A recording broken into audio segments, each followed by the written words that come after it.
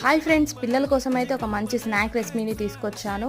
So ముందుగానైతే ఇలా గోధుమ పిండిని 2 కప్పుల వరకు తీసుకోండి. అలాగే 2 టేబుల్ స్పూన్స్ వరకు శనగపిండి, అలాగే సాల్ట్, వాము, ఇందులోనే వేడి చేసి పెట్టుకున్న నూనెని కూడా యాడ్ చేసుకొని కొంచెం వాటర్ని యాడ్ చేసుకుంటూ ఇలాగైతే కలిపి పక్కన పెట్టుకోండి. ఇప్పుడు మిక్సీ జార్లో 1 టేబుల్ స్పూన్ వరకు ధనియా, అలాగే జీరా, కొబ్బరి, అలాగే పుట్నాలు వేసి వీటిని పొడి చేసి పక్కన పెట్టుకోండి.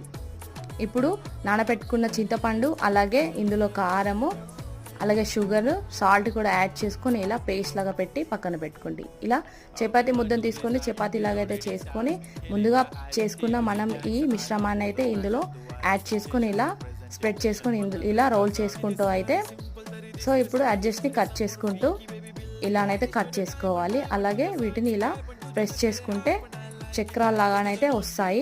సో వీటిని డీప్ ఫ్రై చేసుకొని సర్వ్ చేసుకోవడమే. పిల్లలైతే సమ్మర్ సీజన్లో చాలా బాగానైతే